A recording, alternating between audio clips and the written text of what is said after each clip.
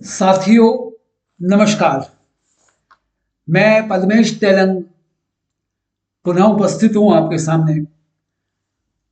इन lectures में ये जो सीरीज चल रही है लेक्चर्स की व्याख्यान माला, जिसको हमने फिनिशिंग टच का नाम दिया है।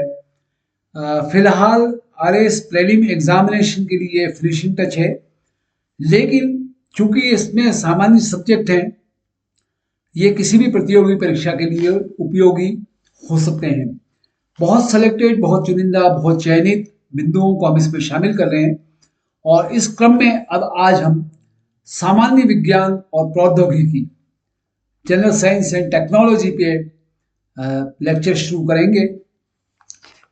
बहुत वाइड विषय है, तो बहुत ज़्यादा कवरेज नहीं हो सकता है, लेकिन कुछ अमुक अमुक बातें, मुख्य मुख्य बातें हम बताते हैं।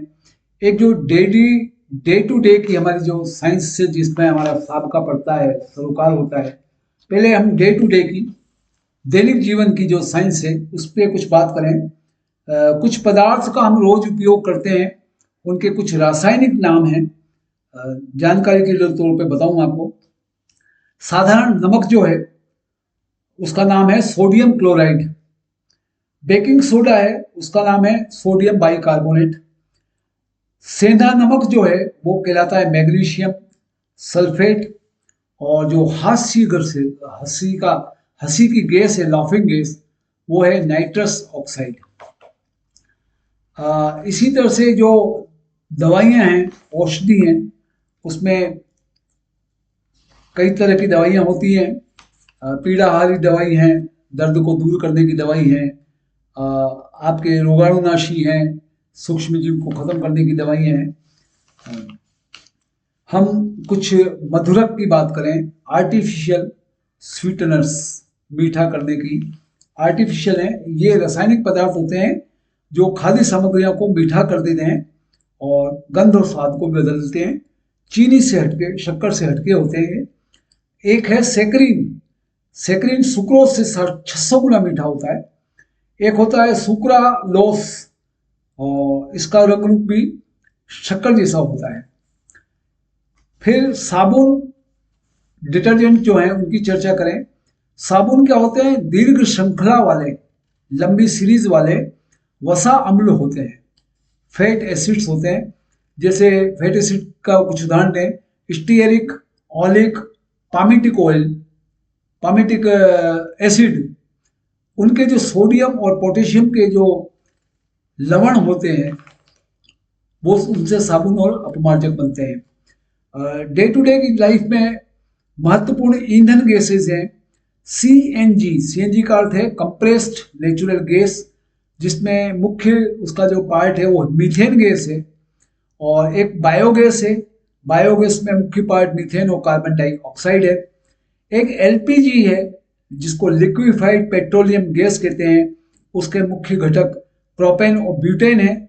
और एक प्राकृतिक गैस, नेचुरल गैस जो है, उसमें मुख्य मीथेन होती है। डे टू डे की लाइफ में फिजिक्स जो है, फिजिक्स भौतिक विज्ञान, उसमें विद्युत धारा को हम एम्पियर में नापते हैं, तापमान को केल्विन में नापते हैं, बल को न्यूटन में नापते हैं, ऊर्जा को जूल में नापते हैं। डे टू डे लाइफ में जो इक्विपमेंट्स, एपरेटस काम आते हैं, स्टेथोस्कोप, स्टेथोस्कोप ध्वनि का परावर्तन के सिद्धांत पे काम करता है। ये सीने में लगा के इससे डॉक्टर दिल की धड़कन सुनते हैं। इसमें सिद्धांत जो काम करता है फिजिक्स का, वो ध्वनि का परावर्तन है, रिफ्लेक्शन, स्टेथोस्कोप में। रेफ्रिजरेटर में उष्मा गतिकी, थर्मोडायनेमिक्स का सिद्धांत काम करता है। वॉशिंग मशीन में सेंट्रीफ्यूगल फोर्सेस, केंद्र पसारक बल, जो भौतिक शास्त्र का सिद्धांत काम करता है। टेलीविजन में इलेक्ट्रोमैग्नेटिक वेव्स काम करती हैं, विद्युत चुंबकीय तरंगे। और कंप्यूटर में सेमीकंडक्टर इलेक्ट्रॉन्स का सिद्धांत काम करता है, अर्धचालक इलेक्ट्रॉन्स का।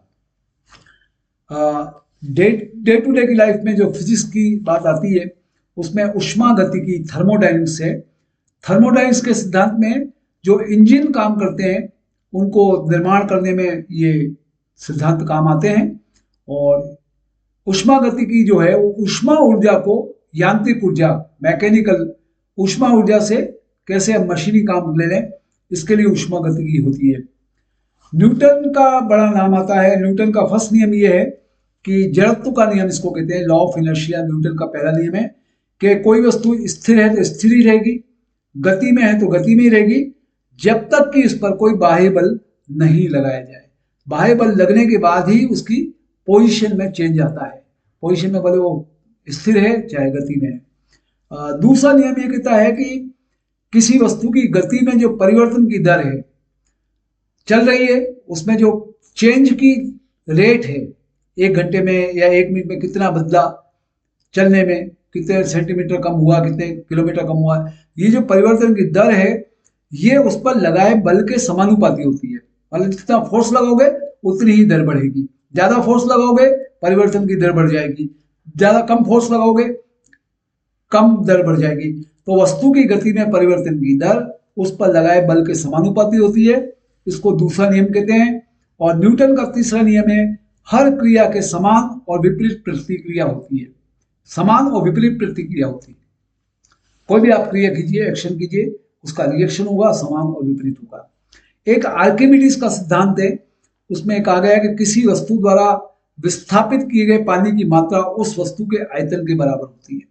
यानी कोई वस्तु आपने पानी में डाली तो जो पानी को हटाएगी वस्तु डूबने पे या तैरने में, तो उसके द्वारा हटाएगा जो पानी की मात्रा है, क्वांटिटी है, वो उस वस्तु के आयतन के बराबर होगी। जितना आयतन पानी में डूबा है उस आयतन के बराबर वो हटाई हुई वस्तु की पानी की मात्रा होगी। आर्किमिडीज का सिद्धांत है। अंतरिक्ष विज्ञान में फिजिक्स के कुछ सिद्धांत काम करते हैं। केपलर के ग्रह गति के नियम, केपलर ने जो ब्रह्मांड में ग्रह उपग्रह घूम रहे हैं उनके लिए नियम दिया। पहला नियम तो दिया कि सूर्य के चारों ओर ग्रह दीर्घ वृत्ताकार कक्षाओं में चलते हैं और सूर्य एक फोकस पर होता है। मतलब सूर्य के चारों ओर घूम रहे हैं और घूमने वाली जो कक्षा ऑर्बिट है वो दीर्घ वृत्ताकार है। दीर्घ मतलब बड़ा बड़ा वृत्त है। दूसरा नियम केपलर का ये है कि ग्रह अपने कक्ष में कहीं भी समान समय में समान क्षेत्र को कवर करते हैं। ब्रह्मांड में जो जगह घेर रहे हैं घूमते घूमते समान समय में समान क्षेत्र को वो कवर करते हैं। और तीसरा नियम केपलर का ये है कि किसी ग्रह की कक्षीय अवधि को, मतलब किसी ऑर्बिट में कक्ष में घूम रहा है, उस अवधि को वो अवधि जो होती है उस कक्ष के आकार जो होती है उसके समानुपाती होती है। यानी कक्ष का आकार ज्यादा है तो कक्ष में घूमने की अवधि भी ज्यादा होगी, और आकार कम है तो अवधि भी कम होगी। यानी किसी ग्रह की कक्षीय अवधि उसके कक्ष के आकार के समानुपाती होती है। क्वांटम मैकेनिक्स फिजिक्स की एक ब्रांच है। इसमें परमाणु और जो परमाणु से संबंधित उस लेवल के कण हैं उनके स्तर पर पदार्थ और ऊर्जा का जो व्यवहार होता है, पदार्थ मतलब और ऊर्जा, मास एंड एनर्जी, इनका जो व्यवहार है उसको क्वांटम यांत्रिकी बताती है। इसके आधार पर ट्रांजिस्टर, लेजर और क्वांटम कंप्यूटर बने। फिर ऊष्मा गतिकी की हमने बात की, थर्मोडायनेमिक्स की। उसका पहला नियम ये है कि ऊर्जा न तो बनाई जा सकती है और न नष्ट की जा सकती है, सिर्फ उसका एक रूप दूसरे रूप में परिवर्तित हो सकता है। कैसे? कि जैसे ऊर्जा हमने, जैसे लाइट है तो उससे हमने कॉल बेल बजाई, तो कॉल बेल बजाई तो उपयोग तो किसका हुआ, कौन सी ऊर्जा का हुआ? विद्युत ऊर्जा का हुआ। और किसमें कन्वर्ट होगी, परिवर्तन किसमें होगी? ध्वनि ऊर्जा में होगी। हमको घंटी सुनाई दी कॉल बेल में। तो पहला नियम ऊष्मा गति का कहता है कि ऊर्जा न तो बनाई जा सकती है और न नष्ट की जा सकती है, केवल एक रूप से दूसरे रूप में बदली जा सकती है। दूसरा नियम कहता है ऊष्मा गति का कि ऊष्मा जो है वो हमेशा ऊंचे तापमान वाले पिंड से निम्न तापमान वाले पिंड की ओर बहती है जब तक कि कोई बाहरी कारक नहीं लगे। मतलब हाई टेम्परेचर से ऊष्मा का बहना होगा लो टेम्परेचर की बॉडी तक, उल्टा नहीं होता है, जब तक कि उस पर कोई एक्सटर्नल फोर्स नहीं लगे। बहुत फोर्स ही लगा दिया तो नीचे से ऊपर चला जाएगा। पानी में भी ये होता है कि पानी ऊपर से नीचे बहता है, हाँ, लेकिन मोटर लगा दी हमने एक्सटर्नल फोर्स तो नीचे से ऊपर चला जाएगा। ऊष्मा में भी यही है कि ऊष्मा हमेशा उच्च तापमान वाले पिंड से निम्न ताप वाले पिंड की ओर बढ़ती है। और तीसरा नियम यह है ऊष्मागतिकी का कि पूर्ण शून्य तापमान पर एब्सोल्यूट जो जीरो टेम्परेचर है, पूर्ण तापमान पर किसी आदर्श क्रिस्टली ठोस क्रिस्टल जो सॉलिड होते हैं उनकी एंट्रोपी शून्य होती है। एंट्रोपी शून्य होने का मतलब फिर उसमें परिवर्तन नहीं होता है, आदर्श टेम्परेचर अगर शून्य का है तो।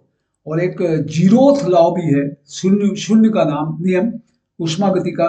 उसमें कहा कि यदि दो प्रणालियां सिस्टम किसी तीसरी प्रणाली के साथ तापीय संतुलन में है तो फिर वे आपस में भी तापीय संतुलन में होंगे।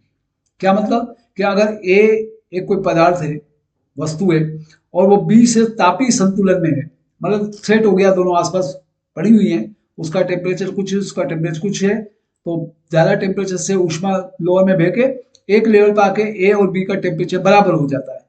और अगर ये ए और बी अलग से कोई सी बॉडी के से भी तापीय संतुलन में है तो फिर ए और सी से भी तापीय संतुलन में होगी। मतलब ए और बी तापीय संतुलन में थी, बैलेंस था उन दोनों के बीच में समान तापक्रम का, और फिर बी सी से अगर तापीय संतुलन में आ गई तो इसका मतलब ये हुआ कि ए और सी भी तापीय संतुलन में होंगी। यानी यदि दो प्रणालियां किसी तीसरी प्रणाली के साथ तापीय संतुलन में है तो वे एक दूसरे के साथ भी तापीय संतुलन में होंगी। चिकित्सा के क्षेत्र में डे टू डे में एक ऑर्थोपेडिक्स शब्द है। ऑर्थोपेडिक्स में कृत्रिम अंग और ऐसे यांत्रिक उपकरणों का उपयोग किया जाता है। कृत्रिम अंग, पेट टूट गया, उसमें रॉड लगा दी, ये सब जो चीजें आती है ऑर्थोपेडिक्स में आता है। चुंबकीय अनुनाद इमेजिंग, एमआरआई जो करते हैं, ये चुंबकीय क्षेत्र और रेडियो तरंग का उपयोग करते हैं और फिर दिमाग की और उनकी अंदर की इमेज ली जाती है इस मशीन से। रक्षा और परमाणु के क्षेत्र में रडार एक शब्द है। रडार में विद्युत चुंबकीय तरंगों का उपयोग करते हैं और वस्तु कहाँ है उनको ट्रैक करते हैं।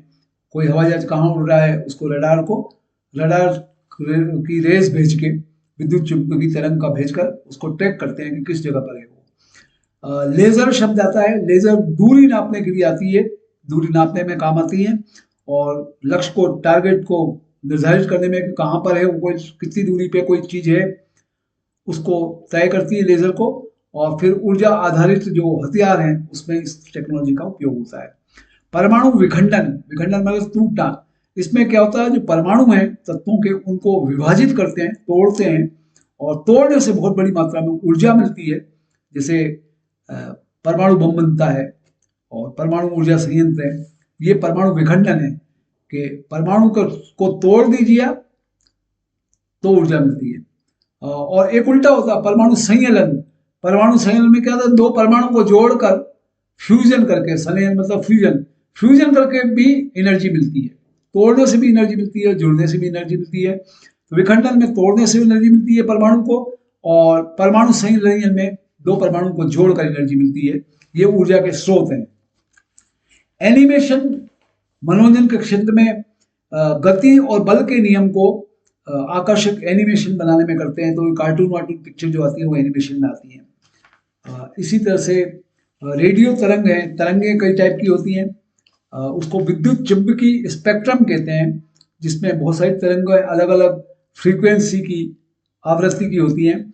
रेडियो तरंग जो है, रेडियो तरंग को AM और FM बैंड कहते हैं और ये टेलीविजन संचार प्रणाली में इसका उपयोग होता है।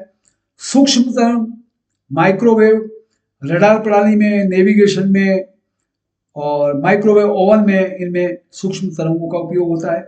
ऐसी प्रकाश तरंगे हैं, अवरक्त तरंगे हैं। एक पराबैंगनी प्रकाश तरंगे हैं, पराबैंगनी अल्ट्रावायलेट तरंगे, किरणें जो हैं सूर्य से आती हैं और हमारा वायुमंडल में जो सबसे ऊपर ओजोन परत है वो इनको बहुत कुछ सोख लेती है, क्योंकि ये बड़ी हानिकारक होती है। पृथ्वी में आने से पहले ओजोन परत इसको अल्ट्रावायलेट यानी पराबैंगनी प्रकाश तरंगों को रोक लेती है। गामा किरणें हैं। गामा किरणें कैंसर कोशिकाएं जो हैं उसको नष्ट करने में काम आती है। एक्सरे, अंदर का जो शरीर का स्ट्रक्चर है उसका फोटो इमेज लेने के लिए एक्सरे काम आती है। गुरुत्वाकर्षण, पृथ्वी पे हर वस्तु जो है उसको पृथ्वी अपने केंद्र की ओर खींचती है, तो इसको गुरुत्वाकर्षण कहते हैं। ये गुरुत्वाकर्षण का नियम ये है कि ब्रह्मांड में कोई भी दो कण के बीच में एक आकर्षण बल जो होता है, हर दो कण या दो पिंड के बीच में, और ये आकर्षण बल उनका जो द्रव्यमान है, दोनों की जो मात्रा है उसका गुणनफल के बराबर होता है, और जो उनकी दूरी है उनके बीच की, उसकी दूरी का जो वर्ग है, जैसे दूरी 5 किलोमीटर है, 5 किलोमीटर का वर्ग क्या होगा, 5 × 5 25, उसके व्युत्क्रमानुपाती होती है, व्युत्क्रम बटे करके। तो यदि एक बॉडी का वजन m है, m1 है, दूसरे का वजन m2 है, तो गुरुत्वाकर्षण बल उन दोनों के बीच में लगेगा m1 × m2 बटे व्युत्क्रमानुपाती का मतलब ये तो m1 × m2 तो होगा समानुपाती, और बटे व्युत्क्रमानुपाती है उनके बीच की डिस्टेंस और d है, तो d²। तो गुरुत्वाकर्षण बल F बराबर m1 m2 बटे d² होता है। इसको गुरुत्वाकर्षण का नियम कहते हैं कि ब्रह्मांड में किसी भी दो कणों के बीच का आकर्षण बल उनके द्रव्यमानों के गुणनफल के योग समानुपाती और बीच की दूरी के वर्ग के व्युत्क्रमानुपाती होता है। एक शब्द आता है पलायन वेग, कि हर चीज को पृथ्वी अपने केंद्र की ओर खींचती है। तो ऐसा नहीं है कि हम एकदम उड़ के बिल्कुल आपके गुरुत्वाकर्षण केंद्र से बाहर चले जाएं। उस गुरुत्वाकर्षण केंद्र से बाहर अगर चले जाएं अंतरिक्ष में, तो फिर हम वापस पृथ्वी हमको नहीं खींचेगी।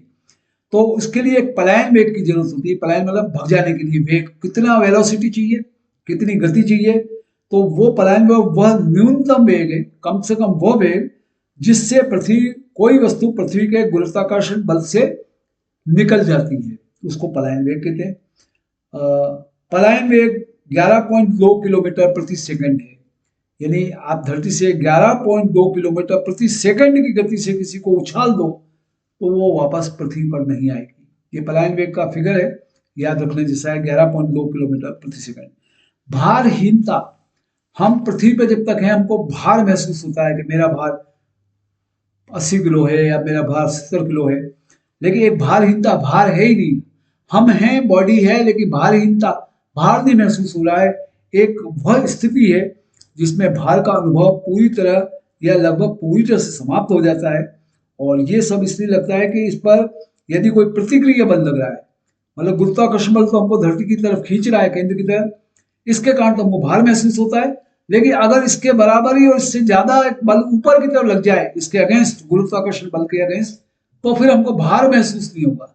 तब तकनीकी रूप से क्या कहते हैं कि हम भारहीन हैं।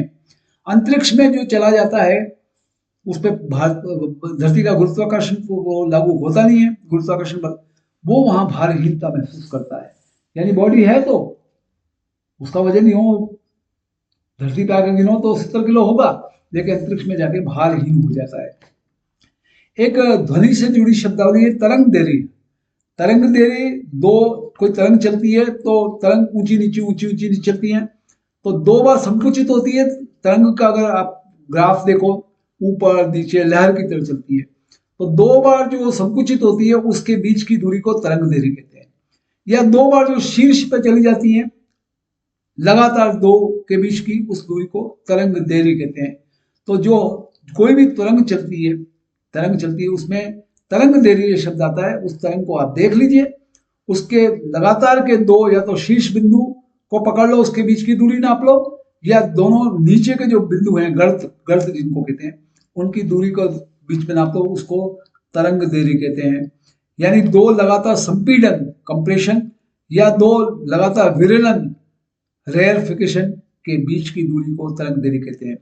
एक होती है आवृत्ति, तरंग चलती है, आवाज की लहर चल रही है, तो ध्वनि तरंग के इकाई समय में जितनी वो दोलन कर लेती है, दोलन मतलब जितने कंपन कर लेती है, 1 सेकंड में, या इकाई समय ले लो, भले 1 घंटा ले लो, एक इकाई समय में जितने कंपन कर लेती है, उस कंपन को उसकी कहते हैं आवृत्ति, फ्रीक्वेंसी।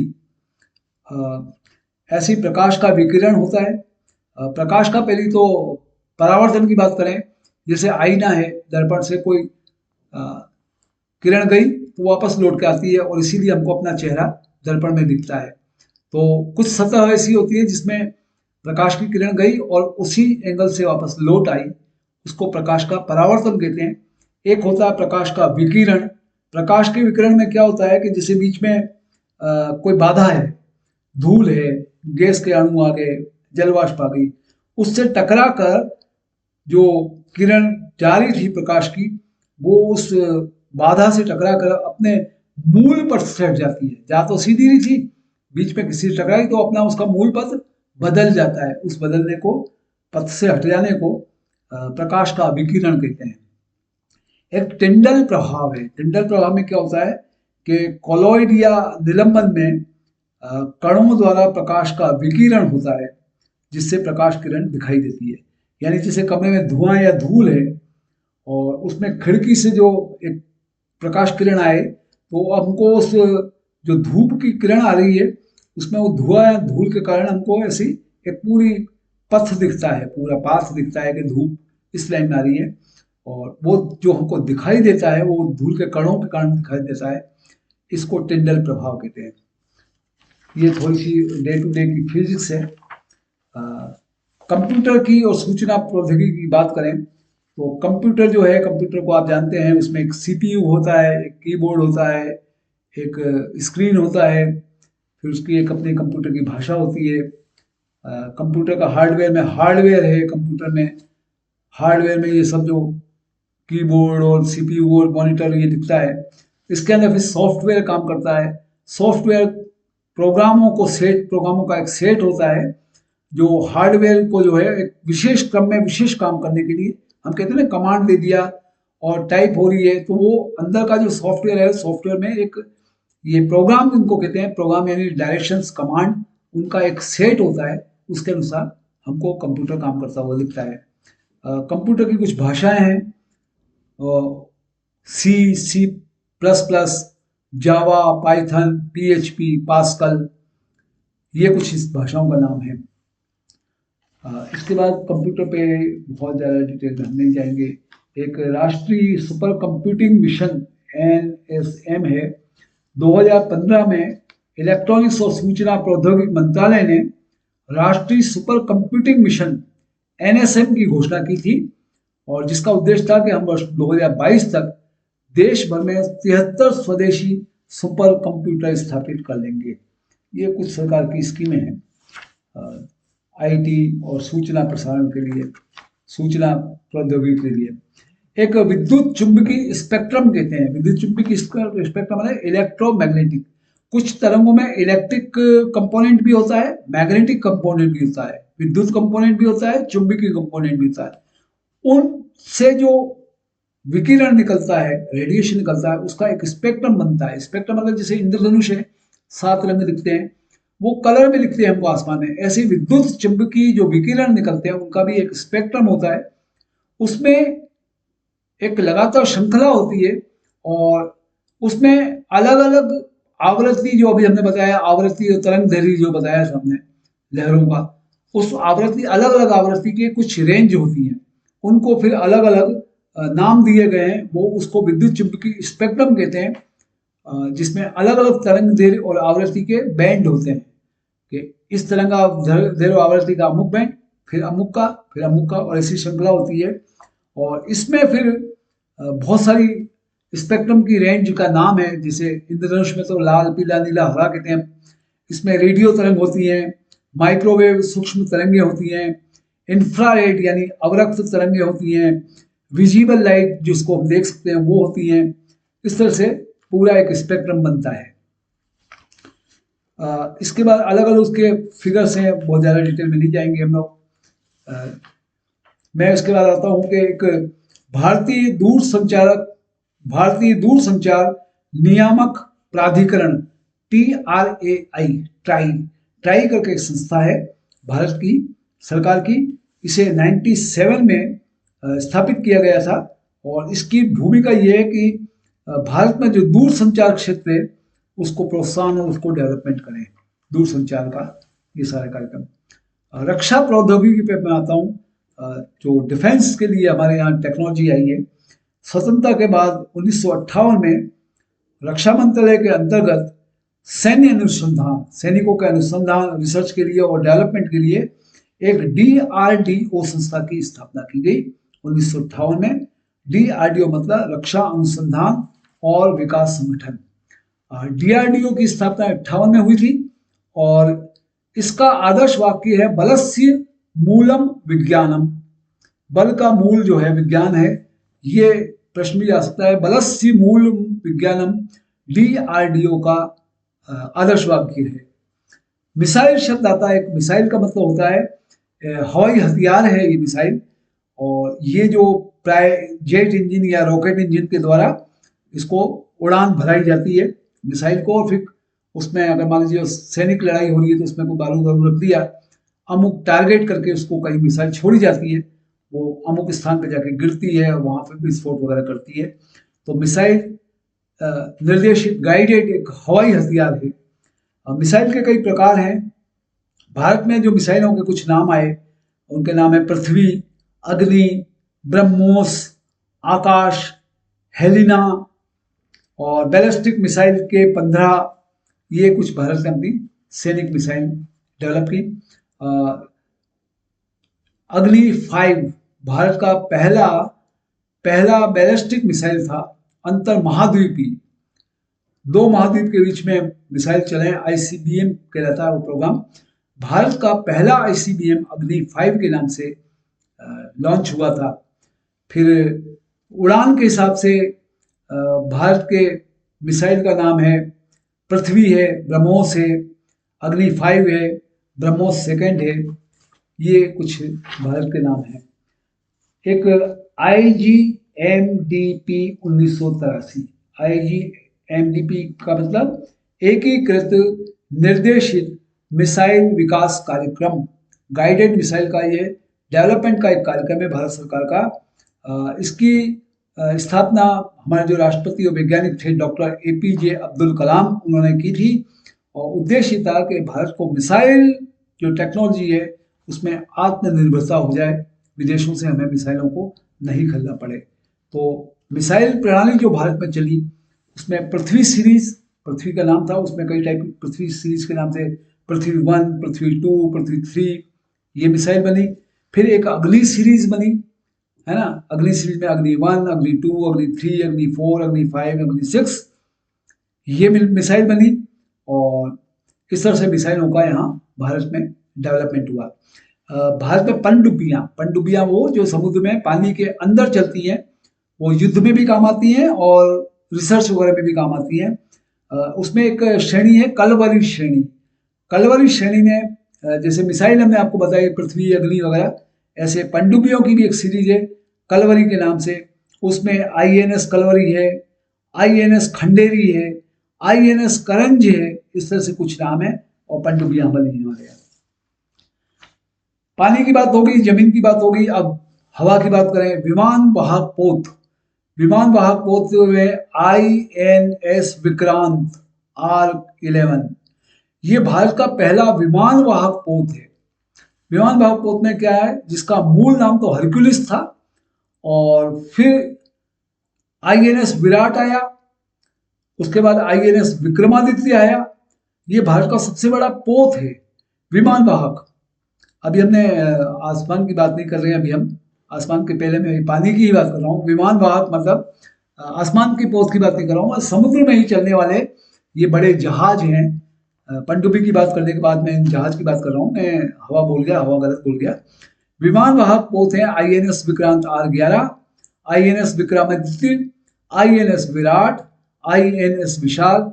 ये विशाल भारतीय नौसेना जो है, पानी की सेना है, उसके विमान वाहक पोत हैं। युद्ध में भी काम आते हैं, माल ढुलाई में भी काम आते हैं, कमर्शियल में भी काम आते हैं, रिसर्च में भी काम आते हैं। अब आइए वायुसेना, वायुसेना की बात करें। भारत की वायुसेना में जो विमान उड़ते हैं, एक सीरीज का नाम है सुखोई, सुखोई नाम है, तेजस नाम है, डसॉल्ट राफेल है, राफेल जो हवा में उड़ने वाले विमान है लड़ाई के युद्ध में, MiG-29 है, अपाचे हेलीकॉप्टर हैं, HAL ध्रुव है। ये सब भारत की विमान सेवाओं का, भारतीय वायुसेना के विमान हैं। DRDO ने बहुत सारी विकास किया इसमें, मिसाइल रक्षा प्रणाली पे, विमानों पर। इसमें से कुछ का मैं चर्चा करूं। लंबी दूरी की सतह से हवा में मार करने वाली मिसाइल बराक 8, कम दूरी की सतह से हवा में मार करने वाली मिसाइल स्पाइडर, उन्नत लंबी दूरी की वायु रक्षा प्रणाली है S-400 ट्रायम्फ। और इसी तरह से भारत के अलावा हम विश्व की बात करें तो विश्व की में भी अपनी अपनी मिसाइल रक्षा प्रणाली बनाई है। अमेरिका ने THAAD third terminal high altitude area defence, रूस ने S-400 और S-500, और इजराइल ने आयरन डोम। इस तरह से अलग अलग देशों की अपनी अपनी मिसाइल टेक्नोलॉजी है।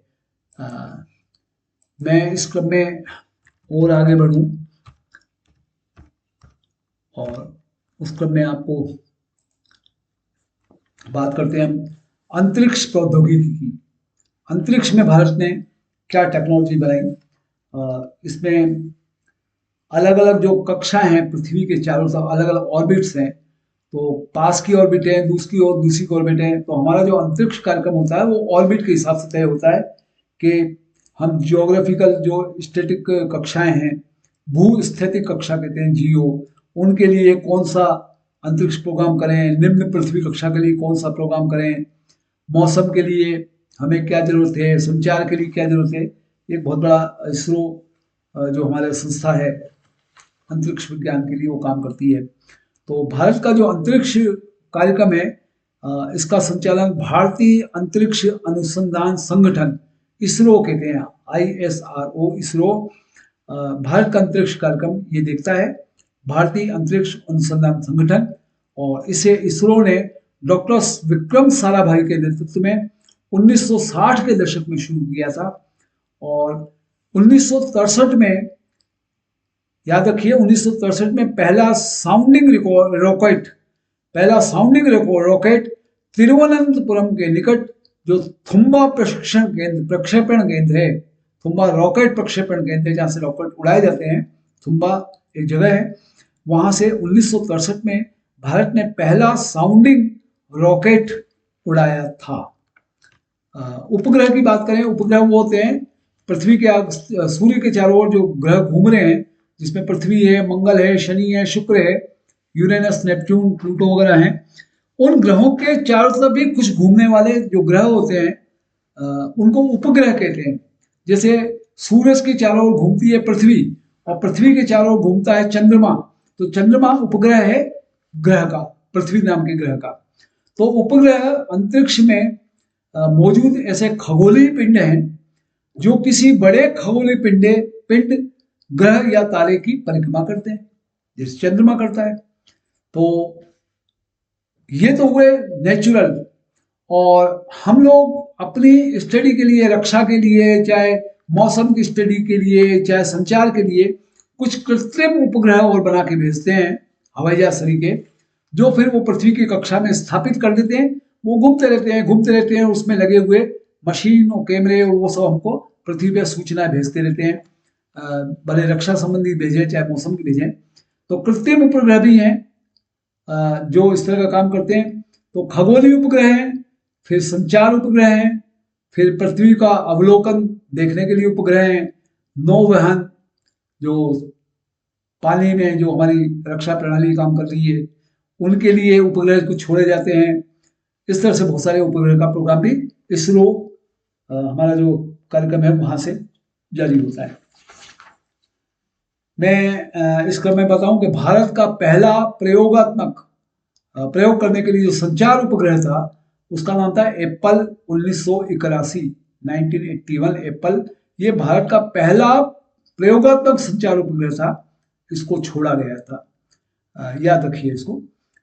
इसके बाद हम थोड़ा और जंप करते हैं कि प्रक्षेपण यान जो है, प्रक्षेपण यान मतलब जो हम जो हवा में रॉकेट नियंत्रित वाहन छोड़ते हैं, रॉकेट को बेस बना के, ये क्या काम करता है कि अंतरिक्ष उपकरण को पृथ्वी के वायुमंडल से बाहर पृथ्वी के कक्षा में, कोई भी ऑर्बिट में या अंतरिक्ष में किसी अन्य खगोलीय पिंड तक भी ले जाए। जैसे हम मंगल ग्रह पे जाना चाहें, है ना, तो उसके लिए वहां तक जाने के लिए प्रक्षेपण यान भेजे जाते हैं। तो प्रक्षेपण यान क्या है? रॉकेट से गाइडेड नियंत्रित कंट्रोल्ड वाहन है जिनको भेजा जाता है। तो प्रक्षेपण यान विकास कार्यक्रम भारत ने लागू किया। 1970 के दशक में भारत ने इसकी शुरुआत की और प्रक्षेपण यान विकास कार्यक्रम में 1980 में पहला प्रायोगिक उपग्रह प्रशिक्षण यान प्रक्षेपण यान SLV-3 विकसित किया गया। याद रखिए SLV-3 1980 प्रथम प्रायोगिक उपग्रह प्रक्षेपण यान भारत का। फिर वर्ष 1992 आता है, उसमें ASLV ऐसा प्रक्षेपण किया। फिर उसके बाद PSLV हुआ, फिर GSLV हुआ। ये SLV के नाम से सीरीज शुरू हुई प्रायोगिक उपग्रह प्रक्षेपण यान की। तो भारत का जो प्रक्षेपण यान है इस तरह के, उसमें SLV-3 बताई हमने आपको, SLV बताया, PSLV XL बताया, GSLV MK सेकेंड बताया, GSLV MK थर्ड बताया। ये कुछ तरह की कुछ सीरीज चली। तो भारत का जो अंतरिक्ष मिशन है, अंतरिक्ष मिशन में मंगलयान मिशन, मंगल ग्रह में भी हम हमारा यान भेजें, इसको MOM कहते हैं। ये मिशन था, इसका नाम है Mars orbiter mission. Mars orbiter mission MOM यानी मंगलयान मिशन है। 5 नवंबर 2013 को, याद रखिए डेट, 5 नवंबर 2013 को इसरो ने इसको लॉन्च किया था और 24 सितंबर 2014 को ये मंगल ग्रह पर पहुंचा। 2013 के नवंबर में चलता है और अगले वर्ष 2014 के सितंबर में ये मंगल ग्रह पर ये हमारा यान पहुंचता है भारत का। ये बहुत बड़ी उपलब्धि थी। फिर चंद्रयान मिशन फर्स्ट, इसकी चर्चा करूं। चंद्र में भी भेजने का हमने प्लान किया। तो चंद्रमा पर ये भारत का पहला मिशन था, चंद्रयान 1, और इसे 22 अक्टूबर 2008 को, तारीख याद रखें, 22 अक्टूबर 2008 को सतीश धवन स्पेस सेंटर श्रीहरिकोटा से लॉन्च किया गया था। पहला चंद्रयान श्रीहरिकोटा से हुआ था। इसने जाकर चंद्रमा पर पानी और बर्फ की खोज की। फिर चंद्रयान सेकंड मिशन भी हमने किया, चंद्रयान थर्ड मिशन भी किया, और एक फिर आता है गगनयान। गगनयान भारत का अपना इंडिपेंडेंट, अभी तक तो दूसरे यान जो हमने भेजे वो विदेशों के सहयोग से भेजे थे। गगनयान जो था भारत का स्वायत्त अंतरिक्ष यान है। स्वायत्त मतलब इंडिपेंडेंट, हमारा अपना खुद का, जिसे 3-4 सदस्यीय क्रू को निम्न जो पृथ्वी कक्षा थी, नीचे की कक्षा थी 400 किलोमीटर दूर की, उसमें ले जाने और 3 दिन तक उस कक्षा में रहे और वापस पृथ्वी पर लाने के लिए निर्मित किया था। 3 जनों को ले जाएगा, 3 वैज्ञानिकों को। ये गगनयान हमने तैयार किया था और इसका भी उद्देश्य ये था कि भारत की ये उड़ान क्षमता को भी बताया जाए कि हम अंतरिक्ष में जाकर वापस लौट भी सकते हैं। गगनयान। कुछ महत्वपूर्ण मिशन और बताऊं मैं आपको। एक मिशन का नाम है आदित्य L1 मिशन। 2 सितंबर 2023 को लॉन्च किया गया, अभी 1-1.5 साल पहले। इसे इसरो ने भेजा था और सूर्य पृथ्वी का जो लैग्रेंज बिंदु है, टेक्निकल वर्ड है, उसके चारों ओर एक हेलो कक्षा जो है, उस हेलो कक्षा में इसको स्थापित किया गया, आदित्य L1 मिशन को। तो ये बहुत कुछ जो चीज आपको बताई हमने, ये हमारा अंतरिक्ष अभियान का सब कुछ बताया।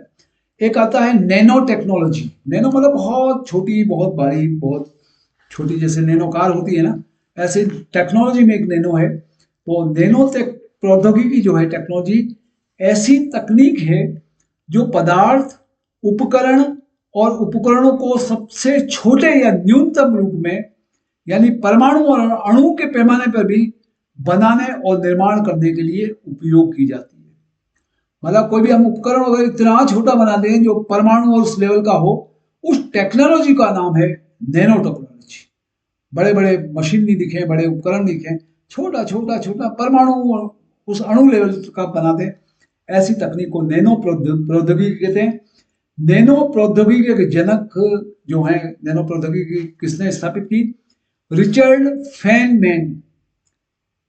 क्वेश्चन बन सकता है, रिचर्ड फेनमैन ने नैनो प्रौद्योगिकी का जनक उनको कहा जाता है। और भारत में नैनो प्रौद्योगिकी के जनक कौन है? Professor CNR Rao. Professor CN Rao को भारत में इन्होंने नैनो टेक्नोलॉजी पे काम शुरू किया। तो नैनो में क्या क्या सामग्री चाहिए? सामग्री बहुत छोटी चाहिए होगी, बहुत बारीक, बहुत छोटी, जिसका डायमेंशन आयाम कहना चाहिए नैनो स्केल।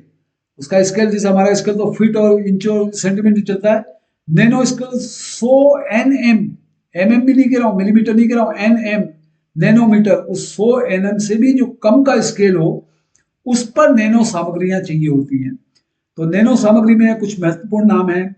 ग्रेफीन है, कार्बन से बनती है। एक नैनो सामग्री फुलरीन है, एक कार्बन नैनो ट्यूब्स हैं, एक क्वांटम डॉट्स हैं। इस तरह से कुछ सामग्री हैं।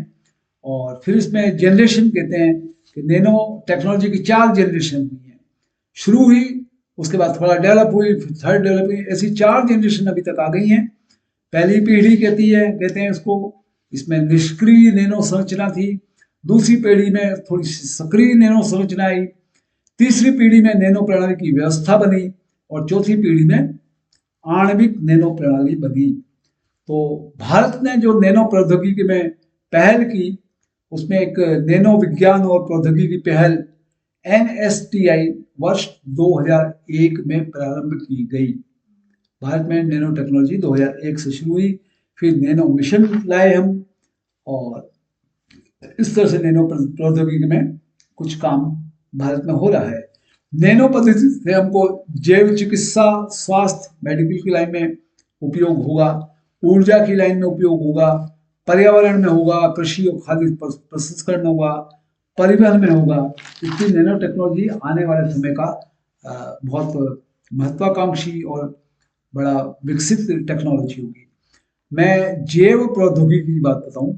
जैव प्रौद्योगिकी में जो जीव से संबंधित टेक्नोलॉजी है, थोड़ी सी जीव की टेक्नोलॉजी की टर्म्स हैं।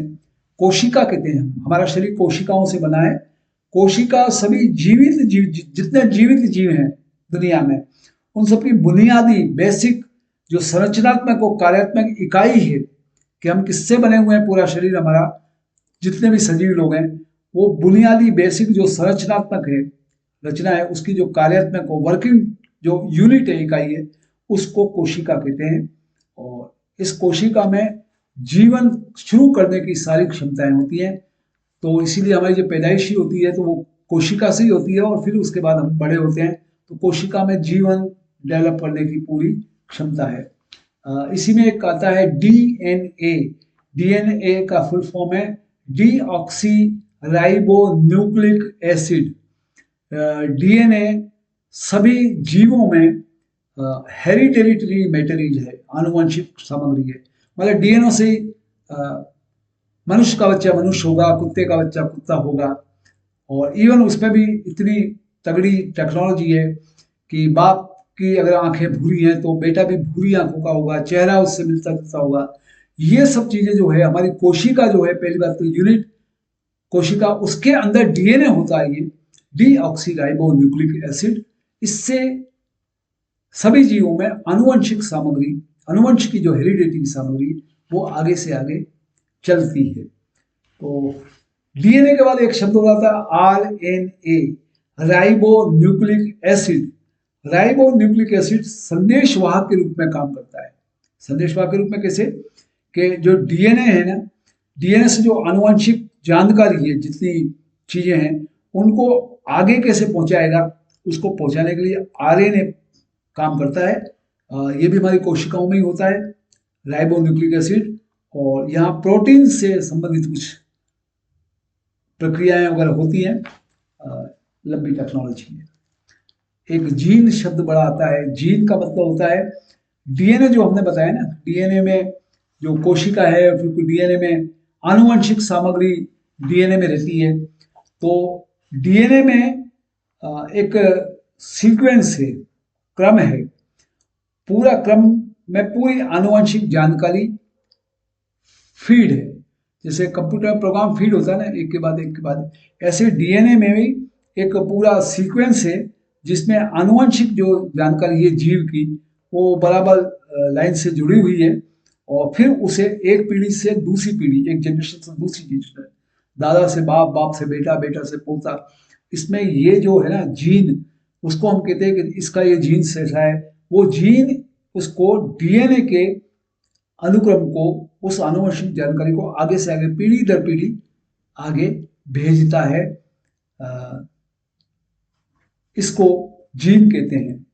तो जीन में भी प्रोटीन का से संबंधित कुछ ना कुछ संश्लेषण होता है।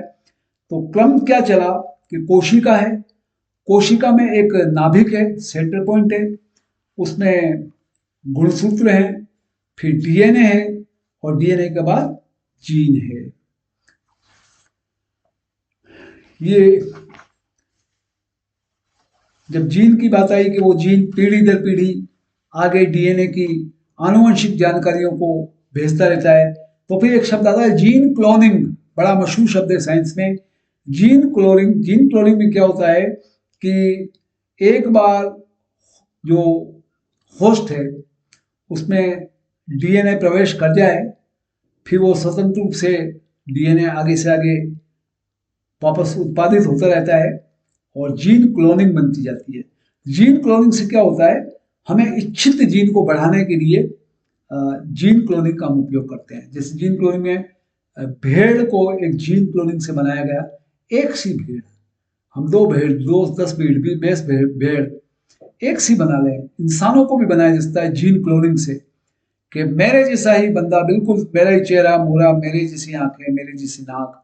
जीन क्लोनिंग से हम डिजाइन कर दें अगर, ये जो टेक्नोलॉजी है ये जीन से बनती है। बेसिक जीन को अगर हमने पकड़ लिया और उसमें जीन में जितनी क्वालिटी अगर वैसा का वैसा हमने डेवलप कर दिया, तो जीन क्लोनिंग होती है। क्लोनिंग मतलब बिल्कुल एक सा। इसमें कुछ प्रयास हुए हैं जीन क्लोनिंग में। गोल्डन राइस बनाया, सुपर आलू बनाया, सुपर केला बनाया, बीटी कपास बनी, बीटी बैंगन बना। ये है। तो भारत में वाणिज्यिक खेती के लिए एक जीएम फसल की स्वीकृति है जीन टेक्नोलॉजी पे, उसको बीटी कपास कहते हैं। भारत ने बीटी कपास को इस टेक्नोलॉजी से बनाने की परमिशन दी है। एक शब्द और आता है डीएनए फिंगर प्रिंटिंग, कहते हैं डीएनए फिंगर प्रिंटिंग है। डीएनए देख लो, डीएनए फिंगर प्रिंटिंग एक टेक्नोलॉजी है। ब्रिटिश वैज्ञानिक थे एलिक जेफरीज, उन्होंने विकसित की थी। ये तकनीक एक व्यक्ति की पहचान करने के लिए होती है और इसमें डीएनए पे जाते हैं, मूल उसका वो जो डीएनए था जिसमें आनुवंशिकता उसकी भरी हुई है, और उससे तय होता है कि ये व्यक्ति कौन है। जैसे एक्सीडेंट में आदमी मर गया, लाश को पहचान में नहीं आया, चेहरा पहचान में आया, तो हम कहते हैं उसकी डीएनए जांच की जाए। तो डीएनए जांच से पहचान हो जाती है। तो डीएनए जांच में कुछ सैंपल लिए जाते हैं, उसका जीन्स को देखा जाता है, डीएनए को देखा जाता है, और फिर पता पड़ता है कि ये बंदा कौन हो सकता है। तो डीएनए फिंगरप्रिंटिंग, ऐसी फिंगरप्रिंटिंग है, हमारे हाथ की उंगली की जो चिन्ह है वो भी डीएनए से इतना स्पेसिफिक है कि हर इंसान का फिंगरप्रिंटिंग अलग है, मिलता नहीं है किसी दो का। उस फिंगरप्रिंटिंग से भी पहचान हो जाती है कि ये फिंगरप्रिंटिंग तो मिस्टर एक्स की थी या मिस्टर वाई की थी। ये जीन और डीएनए के बेस पर ये टेक्नोलॉजी डेवलप हुई। तो इसी में एक जीन थेरेपी शब्द आता है। जीन थेरेपी एक ऐसी विधि है जो आनुवंशिक दोषों को सुधारने में काम आती है ताकि बीमारियों का इलाज हो सके। जीन थेरेपी मतलब किसी के बाई बर्थ मान लीजिए प्रॉब्लम है, किडनी का प्रॉब्लम है, बाई बर्थ वो अंधा होने जा रहा है, बच्चा पैदा होने के पहले पता पड़ गया बच्चा विकलांग होने वाला है, तो जीन थेरेपी करके कुछ इलाज किए जाएंगे जो जीन टेक्नोलॉजी का काम में लेंगे। इसको जीन थेरेपी कहते हैं। और आनुवंशिक दोष जो हैं, बाई बर्थ जो दोष होते हैं, उसको सुधारने के लिए जीन थेरेपी का बायोलॉजी है। एक स्टेम सेल शब्द आता है, स्टेम सेल की चिकित्सा। स्टेम सेल में क्या होता है, स्टेम सेल अविभाजित कोशिकाएं, जो कोशिकाओं की हमने बात की थी ना, कोशिकाएं तो हमारे शरीर में बचपन से होती हैं, वो टूटती हैं बनती हैं, टूटती है बनती, सतत प्रक्रिया चलती है मृत्यु तक। लेकिन स्टेम सेल जो है वो अविभाजित कोशिकाएं होती हैं, वो टूटती नहीं है। और उनकी विशेषता ये होती है कि वे शरीर के विभिन्न प्रकार की जो विशेष कोशिकाएं हैं उसमें विकसित हो सकती हैं। मतलब कोई दूसरी टाइप की कोशिका है, उसमें भी विकसित होने की क्षमता स्टेम सेल में है, क्योंकि स्टेम सेल खुद बेसिकली अविभाजित कोशिकाएं होती हैं। उनको आप अगर चैनलाइज कर दो तो जैसी जैसी कोशिकाएं आपको चाहिए उसमें वो विकसित होने की क्षमता रखती हैं। इसलिए स्टेम सेल को मास्टर सेल कहा जाता है। कोशिका मतलब सेल, ये मास्टर सेल है कि खुद तो अविभाजित है लेकिन में क्षमता है कि और किसी भी कोशिकाओं में ये विकसित हो जाती हैं। तो चिकित्सा उद्देश्य में इनका उपयोग होता है। आपने कई दफे देखा होगा कि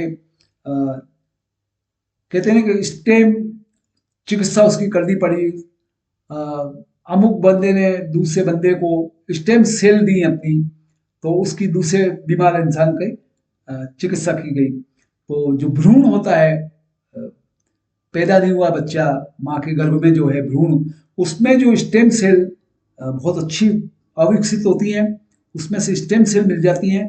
वो स्टेम सेल मिल जाए तो कई बीमार लोगों का इलाज उससे होता है। गर्भनाल जो होती है, माँ के शरीर से जुड़ी हुई नाल होती है, उसमें स्टेम सेल होती हैं, उनसे भी स्टेम लिए जाते हैं।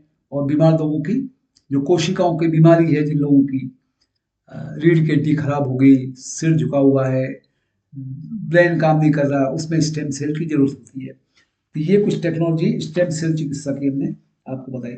एक होता है IVF, in vitro fertilisation, test tube baby जिसको कहते हैं, उस टेक्नोलॉजी को टेस्ट ट्यूब को कहते हैं IVF। IVF एक ऐसी प्रक्रिया है जिसमें स्त्री का जो अंडाणु है ओवम, और पुरुष का जो शुक्राणु है स्पर्म, उसको शरीर के बाहर विशेष रूप से प्रयोगशाला में उसको मिलाकर निषेचित किया जाता है। निषेचित मतलब उसको डेवलप किया जाता है, और फिर उस जो डेवलप होकर भ्रूण बन गया बाहर, शरीर के बाहर बन गया, स्त्री के शरीर के बाहर, फिर वो जो डेवलप हो गया तो उसको स्त्री के शरीर में स्थापित कर देते हैं। फिर वहां वो 9 महीने तक गर्भ के रूप में बढ़ता है। तो ये जो टेक्नोलॉजी है, शरीर से बाहर स्त्री पुरुष के मिलन की प्रक्रिया से हटकर स्त्री का अंडाणु और पुरुष का स्पर्म लेकर, शुक्राणु लेकर शरीर के बाहर प्रयोगशाला में भ्रूण को डेवलप करना और फिर उसके बाद बच्चा पैदा करने की जो प्रक्रिया है,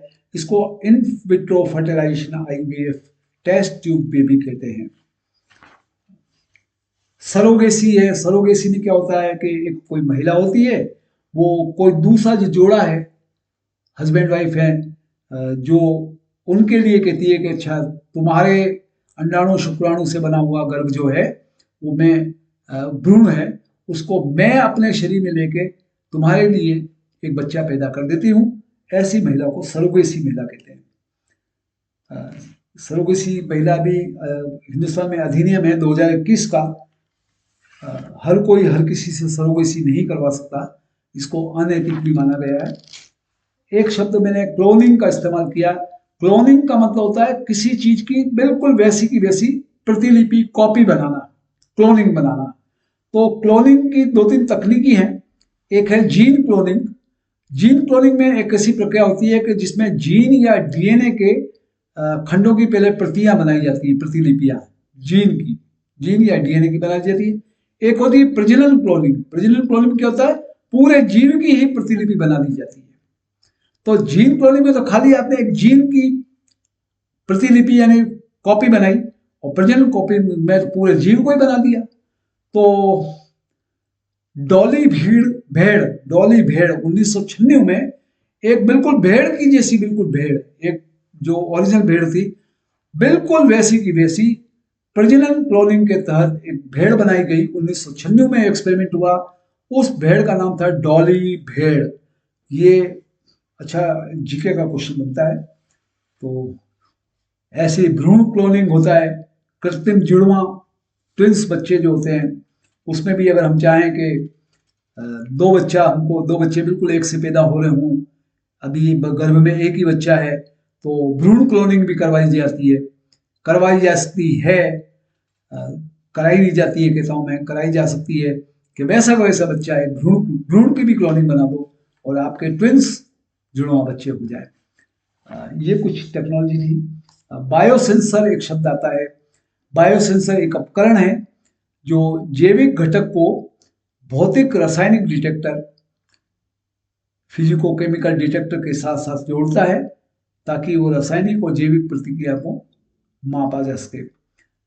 बायोसेंसर में क्या होता है, ब्लड में शुगर कितनी है उसका लेवल नापना है, या शुगर रक्त में यूरिया का कितना पता है करना है, इसको बायोसेंसर पद्धति से पता किया जाता है। मतलब एक ऐसा उपकरण है बायोसेंसर जो अंदर जो हमारे शुगर में ब्लड वगैरह में जो तत्व चल रहे हैं उनको फिजिकल केमिकल प्रक्रिया से जोड़ता है और फिर रिजल्ट देता है। जैव ईंधन बायोफ्यूल, बायोफ्यूल क्या होता है, जैविक और कार्बनिक पदार्थ हैं, पौधे हैं, जानवर है, इनसे बने हुए तरल या गैसीय सामग्री है ना, मर गए खत्म हो गए पौधे और या जीव, तो उनसे जो तरल या गैस सामग्री बनती है उसको ईंधन के रूप में काम में ले लो, उसे जैव ईंधन कहते हैं, बायोफ्यूल कहते हैं। ये भी एक ऊर्जा का वैकल्पिक स्रोत है। बायोफ्यूल ठोस भी हो सकते हैं, तरल भी हो सकते हैं, गैसी भी हो सकते हैं। ठोस में जैसे लकड़ी और सूखी सामग्री, सूखी पौधों की सामग्री है, खाद है, उनसे बनते हैं जैव ईंधन। तरल लिक्विड में बायो एथेनॉल है, बायोडीजल है, और गैसी में बायोगैस है। तो ये कुछ हमने जैव टेक्नोलॉजी की बात की जो डे टू डे की लाइफ से जुड़ा हुआ है। यहाँ हम विश्राम लेंगे और अगले लेक्चर में सामान्य विज्ञान और प्रौद्योगिकी को और आगे बढ़ेंगे। बने रहिए।